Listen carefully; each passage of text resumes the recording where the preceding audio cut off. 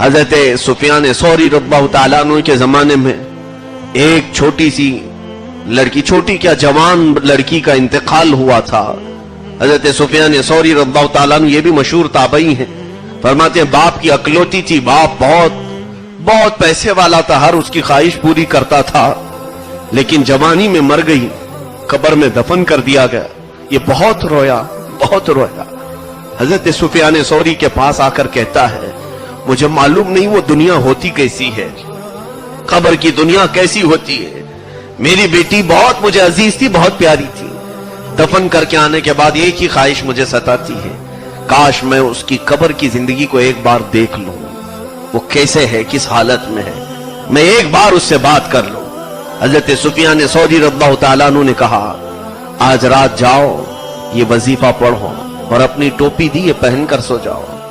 وہ بندہ کہتا ہے میں آیا گھر، اس امام کے بتائے ہوئی بات پر عمل کیا، ان کی ٹوپی پہن کر سویا تو فوراً میں نے دیکھا حجابات ہٹ گئے ہیں، میں اپنی بیٹی کی قبر کے پاس کھڑا ہوں اور میں نے اس کو ایسی حالت میں دیکھا کہ جس کو میں بیان نہیں کر سکتا۔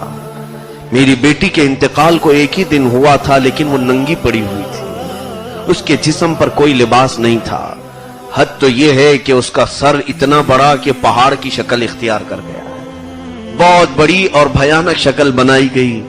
میں نے بیٹی سے پوچھا کہ اے بیٹا تیرے ساتھ یہ کیا معاملہ ہوا ہے؟ وہ زار و قطار چیخنے لگی اور کہنے لگی ابا جان تم نے ہر میری خواہش پوری کی، یہ دیکھو جو میں اپنے بال کھلے رکھ کر باہر گھومتی تھی، فرشتوں نے میرے سر کو پہاڑ کے جیسا بڑا بنایا اور میرے ہر بال کو درخت کی جو جڑیں ہوتی ہیں ان جڑوں کی طرح بنایا، اور ایک فرشتہ ایک جڑ کو کھینچتا تھا، جیسے میرے ایک بال کو کھینچا تو میرے سر میں گڑھا پڑ جاتا تھا، جیسے کسی درخت کے جڑ کو ہلائیں تو پوری زمین ہل جاتی، کھڈے پڑ جاتے ہیں۔ میرے ایک ایک بال کو اتنا بڑا بنا کر کھینچا گیا، میرے سر میں گڑھے پڑ گئے، اور ایک فرشتہ آیا میرے لبوں کو، میرے ہونٹوں کو دیکھ کر کہ میں رنگ لگایا کرتی تھی، اس کو اس فرشتے نے آگ کی کینچی سے کاٹ دیا۔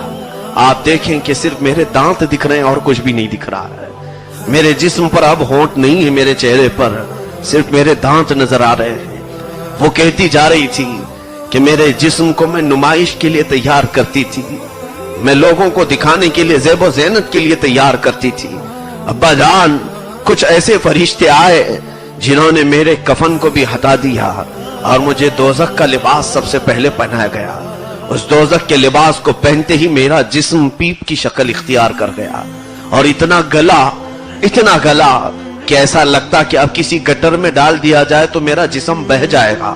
لیکن اچانک ایک فرشتہ پھر آیا اور کہا رب کا حکم ہے کہ اس کا جسم دوبارہ بنایا جائے، اس کو پھر سے دوسری چمڑی پہنائی جائے، یہاں تک کہ مجھے پھر دوسری چمڑی پہنائی گئی۔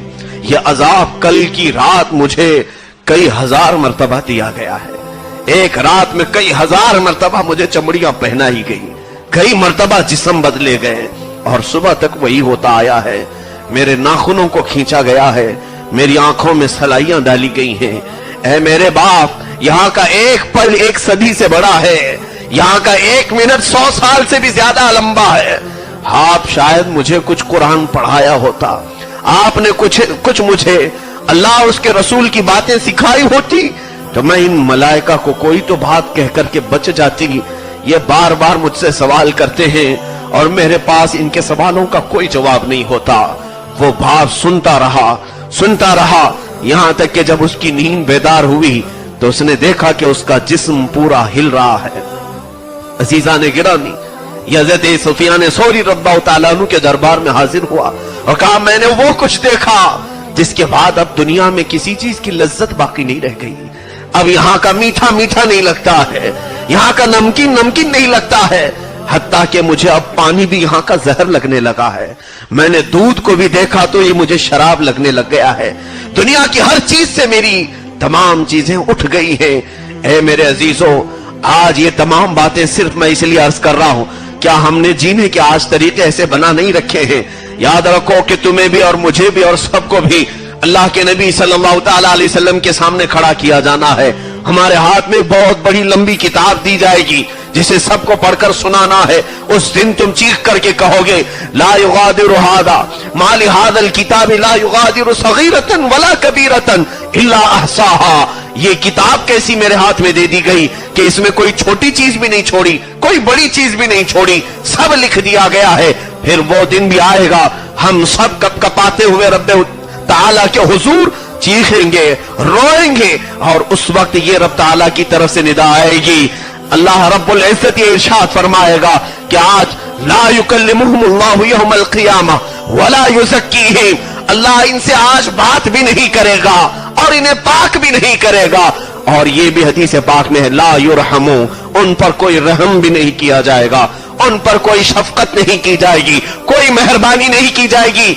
इसलिए आज वक्त के खत्म होने से पहले हमारे अइम्मा किराम ने बार बार जो हमें तंबीह की है, नसीहतें की है और फरमाया है कि तुम अपने वक्त होते हुए ही अपनी इस्लाह कर लो, अपनी तौबा पर कायम हो जाओ, अपनी नमाजों को सही कर लो, इससे पहले कि तुम्हारी नमाज पढ़ दी जाए।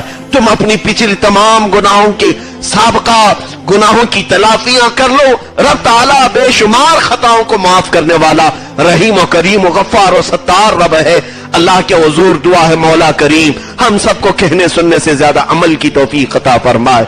रब्बे जुल जलाल हम सबको कब्र और हश्र के अज़ाब से महफूज फरमा। हम नहीं जानते हैं रब्बे जुल जलाल कि हमारी रूह किस हाल में कब्ज की जाने वाली है, हम नहीं जानते कि हमारी मौत किस जमीन के खित्ते पर आने वाली है। ऐ रब्बे जुल जलाल हम नहीं जानते किस बीमारी में तू हमें गिरफ्तार करके उठाने वाला है। मौला हम सब नहीं जानते कि कौन सी घड़ी और कौन सा वक्त हमें उठाकर ले जाने वाला है। ऐ रब्बे जुल जलाल हम ये तक नहीं जानते मौत के वक्त हमने जिनको दोस्त समझा वो होंगे भी कि नहीं होंगे। हम ये भी नहीं जानते मौत के वक्त हमारे बच्चे बीवियां